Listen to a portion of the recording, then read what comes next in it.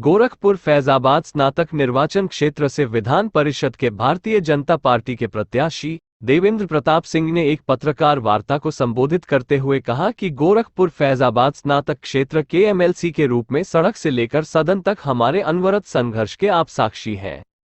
स्नातकों, शिक्षकों, अधिवक्ताओं, चिकित्सकों और समाज के प्रबुद्ध जनों द्वारा चुनकर विधान परिषद में भेजा जाता हूं। अतः उनके हितों की रक्षा करना अपना दायित्व समझता हूं।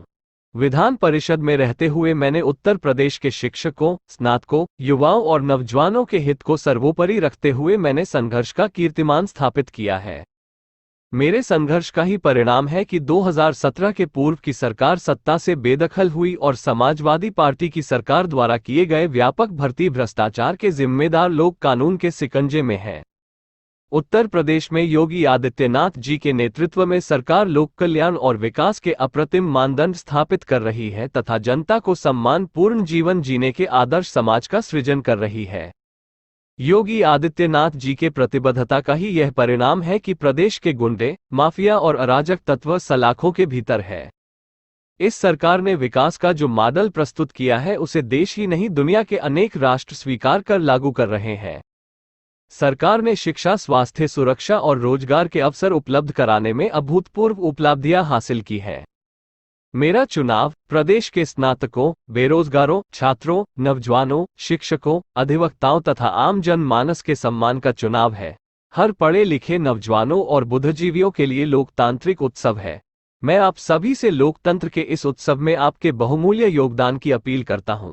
आगामी 30 जनवरी को मेरी सीट पर चुनाव होना सुनिश्चित है। मतदान करते समय मेरे नाम के आगे एक लिखकर प्रथम प्राथमिकता के भारी मतों से अभूतपूर्व विजय दिलाकर विधान परिषद में अपनी आवाज को बुलंद करें। एकात्मक ढंग से बैठा रहूंगा, सब बात हमारे क्षेत्रीय अध्यक्ष जी कर रखेंगे। उत्तर प्रदेश के अंदर 3 स्नातक निर्वाचन क्षेत्र और 2 शिक्षक निर्वाचन क्षेत्र का चुनाव चल रहा है। गोरखपुर फैजाबाद, जिसे गोरखपुर अयोध्या स्नातक निर्वाचन क्षेत्र में हमारे संघर्षशील प्रत्याशी विधान परिषद के सदस्य देवेंद्र प्रताप सिंह जी को भारतीय जनता पार्टी ने प्रत्याशी बनाया है।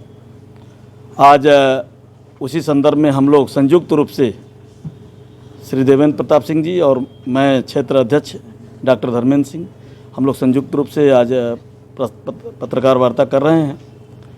भारतीय जनता पार्टी की तैयारी पूरी है।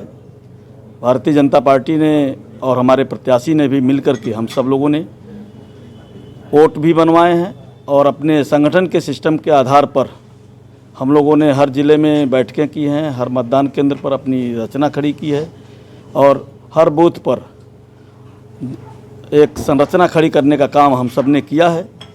और मुझे विश्वास है गोरखपुर अयोध्या स्नातक निर्वाचन क्षेत्र के सभी हमारे स्नातक मतदाता जिस प्रकार से उत्तर प्रदेश के अंदर हर चुनाव में भारतीय जनता पार्टी को, हमारे नेता मोदी जी, हमारे नेता योगी जी को, हमारी भारतीय जनता पार्टी को यहाँ के लोगों का स्नेह, प्यार और आशीर्वाद मिल रहा है। चाहे किसी भी प्रकार का चुनाव हो, चाहे वो स्थानीय एमएलसी के चुनाव जब हुए थे 36, उसमें से भी 33 सीटों पर भारतीय जनता पार्टी ने अपना परचम फहराया था। उत्तर प्रदेश के अंदर अगर पंचायतों के चुनाव हुए तो उसमें भी 75 जिला पंचायत अध्यक्षों में 67 जिला पंचायत अध्यक्ष भारतीय जनता पार्टी ने जीते थे। 824 ब्लॉक प्रमुखों में से 648 ब्लॉक प्रमुखों पर भारतीय जनता पार्टी ने अपना परचम लहराया।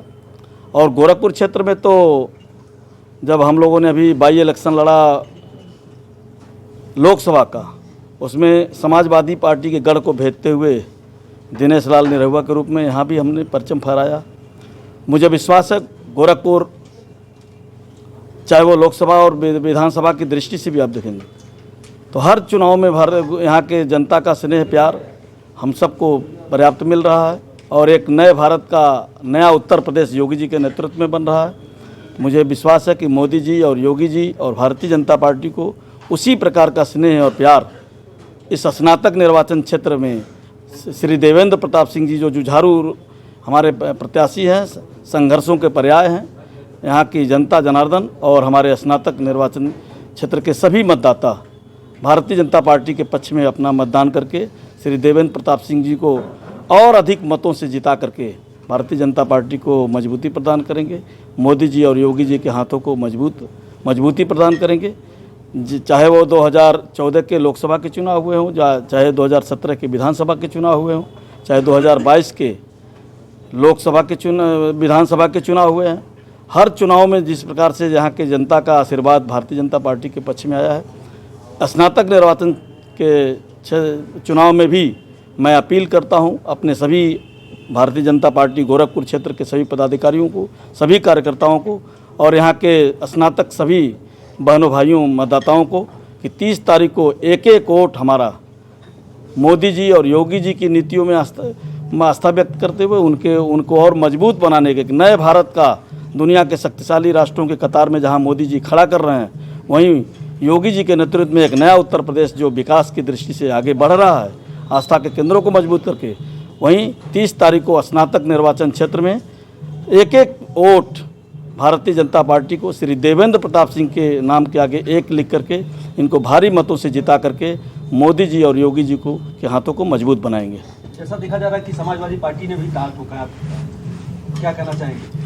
देखिए, समाजवादी पार्टी के केवल ऐसे ही ताल ठोकने का न जनता के बीच में रहते हैं। आप 2017 के पहले का इतिहास उठाकर देख लेंगे तो जिस प्रकार से गुंडागर्दी थी, जिस प्रकार से जबरन ज़मीनों पर कब्जे होते थे, आतंक का पर्याय था, अपराधियों को संरक्षण देने का काम करते थे, उन सब गुंडे अपराधियों को नकेल कस के योगी जी ने अपना बुलडोजर चलाया है, उनको सफाया किया। कहीं भी समाजवादी पार्टी कहीं भी नहीं है, हर तरफ से राष्ट्रवाद, भारतीय जनता पार्टी, नरेंद्र मोदी, योगी आदित्यनाथ और श्री देवेंद्र प्रताप सिंह का डंका बज रहा है। जैसे कि देखा जाता है कि जो ये मतदाता होते हैं वो पढ़े लिखे होते हैं और पढ़े लिखों के बीच जो मैसेज जा रहा है, जैसे कि महंगाई को लेकर सारी चीज़ें भाजपा को कि वो महंगाई का वो है, तो उसको किस तरह से आप फेस करेंगे? देखिए, ये कुछ लोगों का प्रोपेगंडा है। मोदी जी और योगी जी के नेतृत्व में जिस प्रकार से का शासन देने का काम आम जन के लिए, मैं अगर उदाहरण के रूप में दूं तो एक सामान्य से सामान्य गरीब की बात उठाने का काम, सामान्य जन कल्याणकारी योजनाओं को नीचे तक ले जाने का काम, इस प्रेस कॉन्फ्रेंस में तो कुछ बातें हम रख सकते हैं, लेकिन 1962 में डॉक्टर राम मनोहर लोहिया जी ने कहा था, कांग्रेस पार्टी के समय कहा था, पार्लियामेंट के अंदर कहा था कि अगर इस देश के अंदर गांव की स्थिति को देख करके अगर खुले में शौच से मुक्ति मिल जाए तो मैं कांग्रेस पार्टी का विरोध करना बंद कर दूंगा। डॉक्टर लोहिया जी ने कहा था। ये समाजवादी पार्टी उनको गुरु तो कहते हैं, लेकिन समाजवादियों ने उस लक्ष्य को पूरा नहीं किया, उस सपने को पूरा नहीं किया अपने गुरु के। बहन जी ने भी नहीं पूरा किया, कांग्रेस ने भी पूरा नहीं किया। हर घर में शौचालय बना करके 11 करोड़ से अधिक अगर उस सपने को साकार करने का किसी ने काम किया है तो मोदी जी ने किया है और योगी जी ने किया है। गरीब कल्याणकारी योजनाओं को जमीन पर उतारने का काम ये समाजवादी पार्टी के लोग क्या बताएंगे। 2014 से लेकर 2017 तक उत्तर प्रदेश में के अंदर अखिलेश यादव की सरकार थी। उत्तर प्रदेश में केवल 18,000 आवास देने का काम गरीबों को दिया था। 5.5 वर्षों में योगी जी के नेतृत्व में उत्तर प्रदेश में 45 लाख गरीबों को आवास देने का काम हुआ। एक एक योजनाओं को अगर गिनाया जाए तो एक लंबी फहरिस्त है। इसलिए जी आपको भाजपा ने प्रत्याशी बनाया है, आपके लिए शिक्षित बेरोजगारी की समस्या बड़ी विकराल है। शिक्षित बेरोजगारों के लिए आपके पास क्या योजना है, कैसे आप? शिक्षित बेरोजगारों की संख्या इसी 5 साल में विकराल हुई है कि पहले से भी ग्रेजुएट लोग थे। शिक्षित बेरोजगारों की संख्या विकराल रूप बता रहे हैं, वो 5 साल में विकराल कैसे हो गया? आपके पास क्या योजना है, आप क्या सोचते हैं? देखिए, निर्वाचन क्षेत्र से आप 2017 के पहले भी रहे, उत्तर प्रदेश लोक सेवा आयोग भर्ती भ्रष्टाचार आयोग बन गया था। एक क्षेत्र विशेष के, एक समाज विशेष के लोगों की नियुक्तियां की जा रही थी। जो बाबू नहीं बनने लायक था वो डिप्टी कलेक्टर बन रहा था, जो सिपाही बनने लायक नहीं था वो डिप्टी एसपी बन रहा था। उत्तर प्रदेश में 403 विधायक चुने जाते हैं, 100 एमएलसी चुने जाते हैं। दोनों सदनों में अकेला आदमी हूँ कि भर्ती भ्रष्टाचार के खिलाफ आवाज़ उठाया और प्रदेश का पहला विधायक हूँ कि अपने ही मुख्यमंत्री से इस्तीफा मांगकर भर्ती भ्रष्टाचार को बंद कराया।